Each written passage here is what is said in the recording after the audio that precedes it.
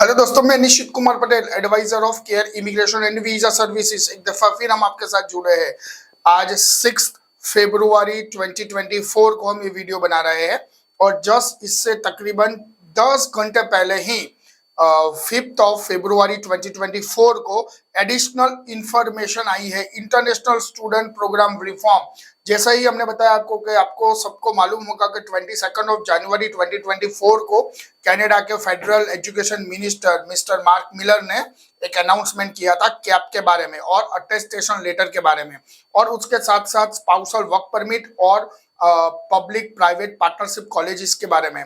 तो उन्होंने आज यानी कल 12 घंटे पहले कैनेडियन IRCC ने एक बहुत ही अच्छी तरह अपना एडिशनल इंफॉर्मेशन दिया है अपनी वेबसाइट पे। ये इसके अंदर कैप और उन्होंने पाल नाम दिया है। दोस्तों, अगर आप भी सितंबर 2024 इंटेक में कनाडा पढ़ाई के लिए जा रहे हो, चाहे यूनिवर्सिटी हो, कॉलेज हो, इंडिया के कोई भी पार्ट से या इंडिया के कोई भी एजेंट के यहाँ से हो, या फिर आप अपने आप ही कनाडा की फाइल रखने वाले हो, तो ये वीडियो में कैप और पाल ये दोनों क्या रहेगा इसकी हम इंफॉर्मेशन देंगे आपको। चलिए वीडियो को आगे बढ़ाते हैं और आपको समझाते हैं बहुत ही शॉर्ट टाइम के अंदर कि ये मिनिस्टर ने क्या कहा है, उसके बाद ये कैनेडियन गवर्नमेंट ने एडिशनल कौन सी इंफॉर्मेशन दी है, तो उस पर बात करते हैं। ये जो एडिशनल इंफॉर्मेशन रिलीज हुई है ये फरवरी 5 2024 के दिन में रिलीज हुई है। उसकी लिंक हमने डिस्क्रिप्शन बॉक्स में डाल दी है। वो लिंक ओपन करके आप पूरी वो एडिशनल इंफॉर्मेशन क्या है ये पढ़ सकते हो। लेकिन यहाँ पर हम उसका जो पहला पॉइंट है कैप और पाल, इसके बारे में बात करेंगे। बहुत से कंसल्टेंट और स्टूडेंट को मालूम नहीं है कि पाल यानी क्या, PAL क्या आप जानते हो? तो कमेंट करके जरूर बताइएगा, लेकिन वीडियो को आगे देखने से पहले बताइएगा, क्योंकि अगर वीडियो को आगे देखेंगे तो हम पाल क्या है ये समझा देने वाले हैं। तो आप अभी तक यहाँ पर पहुंचे हो और आपको मालूम है कि पाल यानी क्या कनाडा में, PAL, तुरंत कमेंट करके कमेंट सेक्शन में आप बता दीजिए क्या है। चलिए मैं बताता हूं। पाल यानी प्रोविजनल अटेस्टेशन लेटर, ये फाइनली नाम बन चुका है, जिसको कहा जाता था पहले अटेस्टेशन लेटर या फिर अटेस्टेशन सर्टिफिकेट। हमने भी ऐसे वीडियो बनाए थे उस पर, क्योंकि ये उसका फिक्स नहीं था, तो अभी उन्होंने उसको नाम दे दिया। जैसे आपको मालूम है कनाडा में ऑफर लेटर नहीं कहा जाता, उसको कहा जाता है LOA। कनाडा में जैसे क्यूबेक में है CAQ कहा जाता है, ऐसे आज से ये जो अटेस्टेशन लेटर है उसको पाल कहा जाएगा, प्रोविजनल अटेस्टेशन लेटर। चलिए वीडियो में हम आगे बात करते हैं कि ये पूरा उन्होंने कैसे एडिशनल इंफॉर्मेशन दिया। ये एडिशनल इंफॉर्मेशन है, याद रखिएगा, उसमें फाइनल इंफॉर्मेशन नहीं है। अभी और भी उसके बहुत अच्छे गाइडलाइंस आएंगे, जैसे बनेंगे ऐसे। लेकिन ये इंफॉर्मेशन हमारा 2-3 जो क्वेश्चन था स्टूडेंट्स और पेरेंट्स का, इसका सॉल्यूशन उसके अंदर आ चुका है। कैसे? चलिए हम आगे पढ़ते हैं आपके लिए। उसमें स्टार्टिंग में ऐसा लिखा गया है, further information is being provided to the clarify that announcement, जो हम सबको मालूम है कि 22 जनवरी 2024 के दिन जो मिनिस्टर ने अनाउंसमेंट किया था, उसके अंदर भी नए नए कौन से चेंजेस है और उसको एडिशनल कैसे क्लियर किया जाए उसके बारे में लिखा है। तो पहला उसमें है cap and provisional attestation letter. हम उसकी मोटी जैसे हमने बात कर दिया कि अभी प्रोविजनल अटेस्टेशन लेटर को पाल कहा जाएगा, PAL। तो आपको ये याद रखना है कि आपको ये जरूर चाहिएगा। उसमें साफ कर दिया है उन्होंने कि जिस बच्चों ने उन्होंने आगे टाइम भी अंदर लिखा है, 8:30 AM is Eastern Standard in January 22 2024। ये टाइम से पहले समझिएगा, फिर से बता रहा हूं, 8:30 AM eastern time on January 22 2024 को से पहले अगर किसी ने स्टूडेंट वीजा के लिए अप्लाई कर दिया है तो उनको पाल अप्लाई करने की जरूरत नहीं है, और वो बच्चे कैप के अंदर नहीं आएंगे। यानी उन्होंने जो अभी कोटा दिया है 3,40,000 का, और जिन बच्चों को ऑलरेडी दिसंबर में जिन्होंने फाइल रख दी, जिन्होंने नवंबर में फाइल रख दी मई इंटेक या फिर सितंबर इंटेक के लिए, और उनकी फाइल अभी प्रोसेस में है, कौन से डेट और टाइम से पहले फाइल रखी है ये हमने बता दिया। अगर वो प्रोसेस में है तो ये कैप के अंदर नहीं आएगा, उन्होंने साफ कर दिया। यानी 3,40,000 का अभी भी कोटा बाकी है। यानी आप बहुत ही निश्चिंत हो जाइए कि अगर कनाडा का प्लान कर रहे हो तो वीजा नहीं मिलेगा या फिर वीजा पैक हो जाएगा, ऐसा बिल्कुल नहीं होगा, क्योंकि 3,40,000 भी बहुत बड़ी नंबर है, ये कोई छोटी नंबर नहीं है। आराम से कनाडा पढ़ने के लिए ट्राई कीजिए।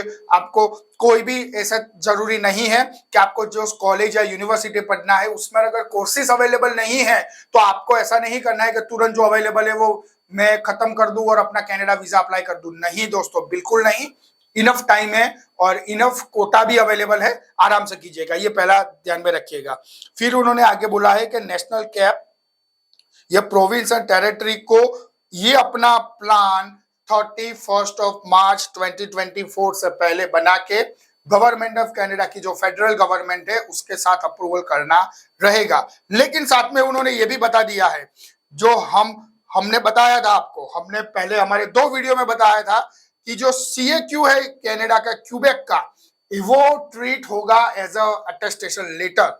और ये गवर्नमेंट का, बहुत से कंसल्टेंट ऐसा बोल रहे थे कि क्यूबेक में अगर पढ़ना रहेगा तो बच्चों को CAQ के अलावा भी एक और लेटर चाहिएगा, है ना। तो ऐसे बहुत से कंसल्टेंट ने बताया था, लेकिन केआर इमिग्रेशन ने और निश्चित भाई ने ही आपको बताया था कि CAQ as a PAL, as a attestation letter ही ट्रीट होगा।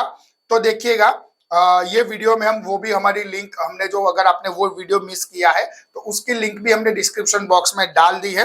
तो आज उसकी गवर्नमेंट ने ये डिक्लेयर कर दिया है कि वो कैनेडियन गवर्नमेंट यानी सेंट्रल गवर्नमेंट क्यूबेक गवर्नमेंट के साथ ऐसी बातचीत कर रही है कि हम CAQ को ही एज अ पाल कैसे ट्रीट कर सकते हैं, यानी वो भी ये ऑप्शंस को ढूंढ रहे हैं।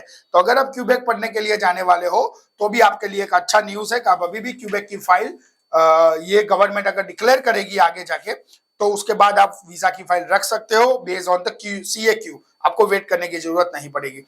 लेकिन ये भी उन्होंने साफ कर दिया है, who have already been approved a study permits, ये भी क्लीन कर दिया है,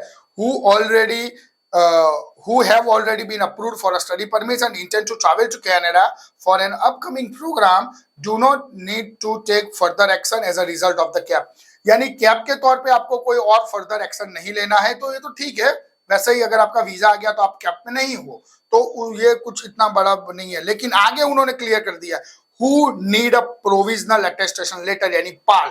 ये जो पाल लेटर है किसको चाहिएगा, तो यहाँ पर हमने आपको बता दिया है, most post secondary study permit applications, most non degree granting graduate programs, for example certificates और ग्रेजुएट डिप्लोमा।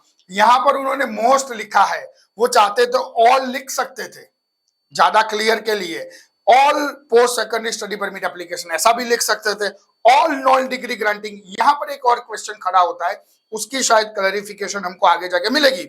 जैसे कोई बच्चा यूनिवर्सिटी में पढ़ना चाह रहा है और बैचलर के लिए जा रहा है तो उसको भी पाल चाहिएगा कि नहीं, अभी वो क्लियर नहीं है, क्योंकि यहाँ पे लिखा है non degree granting graduates.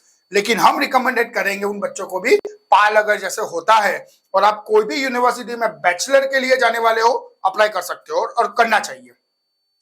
Anyone else not included in exemption list below, उसके बाद अभी का लिस्ट जो है, who does not need a provisional attestation letter, PAL letter की जरूरत किसको नहीं है, ये भी उन्होंने लिख के दे दिया है। तो अगर आपको उसमें आप फॉल हो रहे हो, आप ध्यान से वीडियो को देखिएगा।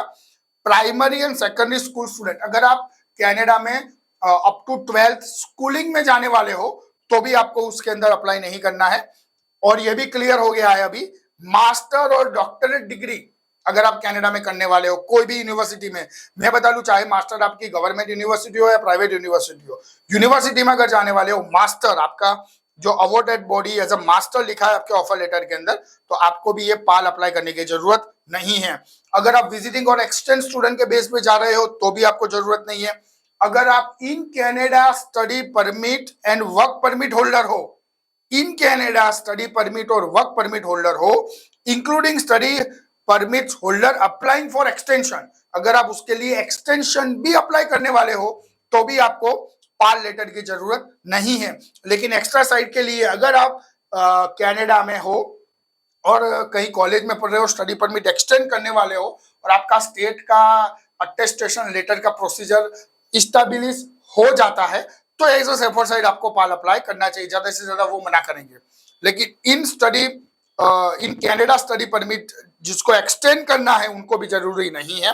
साथ में उन्होंने बोला है कि अगर आपका कोई फैमिली मेंबर यानी स्टूडेंट वीजा पे हो, डिपेंडेंट आपका आपके साथ है और उनको भी स्टडी परमिट एक्सटेंड करने की जरूरत पड़ी है तो उनको भी पाल लेटर की जरूरत नहीं है। साथ में जिन बच्चों ने, जैसे हमने आगे भी टाइम बताया था, फिर से बता देते, 8:30 AM as eastern time, Indian time नहीं या फिर इंटरनेशनल टाइम नहीं, ईस्टर्न टाइम ऑन January 22, 2024।